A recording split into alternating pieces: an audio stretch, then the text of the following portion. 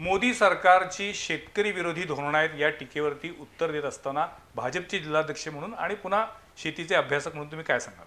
नाही, सर्वप्रथम आता ह्या 3 बिल्स हे पण जो आपण विषय घेतोय ते क्रांतिकारी डिसिजन्स आहेत हे मी पहिल्यापासून बोललेलो आहे. आणि येस, फ्यू डिस्कशन. तुम्ही भाजपचे जिल्हाध्यक्ष नसतात, भाजपशी संबंधित नसतात, तरी तुम्ही अशीच भूमिका घेतली असते? 100%. जर काँग्रेस राष्ट्रवादीचे पदाधिकारी असतात तर त्यांनी आता ती भूमिका घ्यायला पाहिजे ना.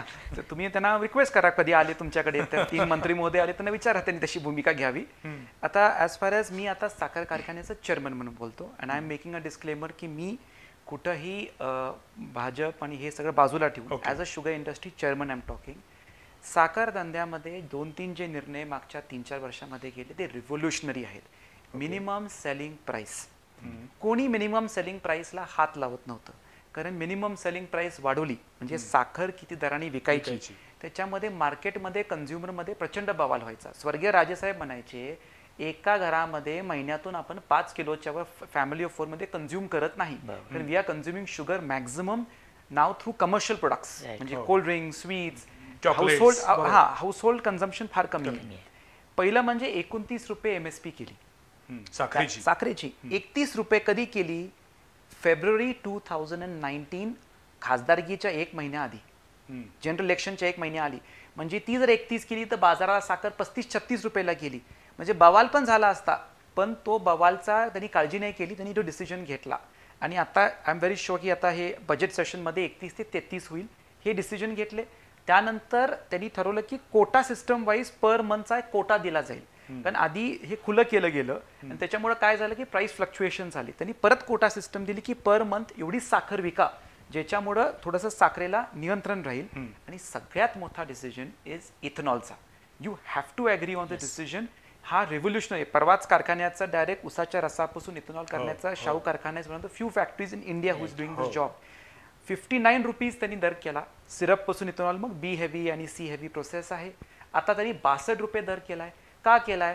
तसं साहेब म्हटले की हे गहू आणि भाताचा स्टॉक वाढलाय, साखरेचा प्रचंड स्टॉक आज देशामध्ये वाढलाय. आणि किती पण करून you can not tell sugar grower की तुम्ही दुसरा क्रॉप घ्या. शुगर सगळा स्टडी क्रॉपच नाहीये. मागच्या वर्षा पुरामध्ये पण स्टडी राहिला. त्याच्यामुळं आता युपी मध्ये पण रिकव्हरी 1% वाढल्यामुळे इतकं स्टॉक झालाय.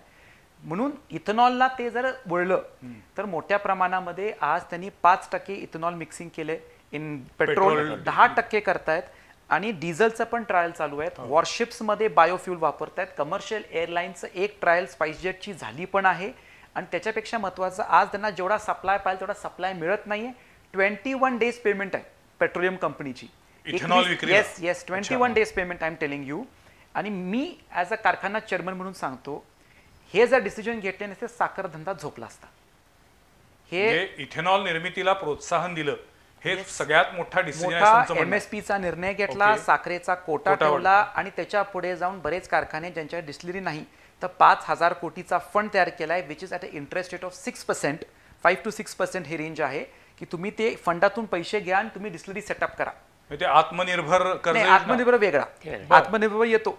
आता कोविडचा तुम्ही विषय घेतला तर शुगर इंडस्ट्रीच्या बाबतीत मी सांगतो की आत्मनिर्भर त्यांनी निर्णय घेतला की तुमचे जे काय आउटस्टँडिंग आहेत लायबिलिटीच्या 20% तुम्हाला आत्मनिर्भर कर्ज मिळणार.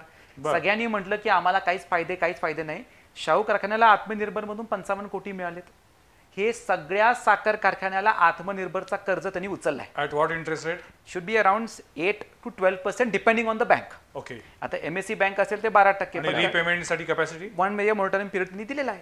आणि त्याच्यामुळं आज सगळे कारखान्यांनी आज जे काय म्हणतात की साखर धंद्यासाठी मोदी सरकारने काही घेतलं नाही, हे फार चुकीचं स्टेटमेंट. सगळ्यांनी आत्मनिर्भर कर्ज उचललेलं आहे. मग तुम्हाला पटतं की मोदींनी केलं नाही, मग आत्मनिर्भर कर्ज का उचलायला लागलाय? घेऊ नका आत्मनिर्भर कर्ज. हे जर मोदींनी निर्णय घेतला नसता सरकारने, हे आत्मनिर्भर कर्ज कुठलीच बँक तुम्हाला देत नव्हती.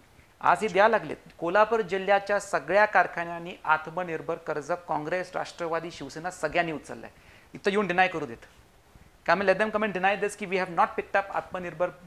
बाकीचे बँक जे स्पर्धेमध्ये, म्हणजे थोडक्यात सरकारनं दिलेल्या योजनांचा लाभ घ्यायचा आणि पुन्हा सरकारच्या विरुद्ध खडे फोडायचे. इथेनॉलला 62 रुपये केले हे ऍडमिट करा. MSP ह्याच्या आधी MSPचा निर्णय झाला का? जे काही येतील येस ऑर नो असं प्लॅकार्ड ठेवा तुम्ही, येस ऑर नो. याच्या आधी हे डिसिजन्स घेतले का, कोटा सिस्टम घेतली का, आणि बेसिकली परत स्वामीनाथन आयोग जे आपण म्हणतो, these bills are recommendation of Swaminathan आयोग ऑल्सो. तर त्याच्यामुळे माझं मत आहे की हे जे सगळे रेकमेंडेशन्स होते त्यामध्ये घेतलेत, आणि त्याच्यामुळं शेतकऱ्यांसाठी महाराष्ट्रामध्ये ऊस शेती is one of the top priority. आणि त्याच्यासाठी सगळ्यात चांगले हे डिसिजन्स ॲज अ कारखाना चेअरमन म्हणून मी सांगतो, त्याचा फायदा सगळ्या चेअरमनांना झालेला आहे, सगळ्या साखर कारखान्यांचा सगळ्यांना झालेला आहे.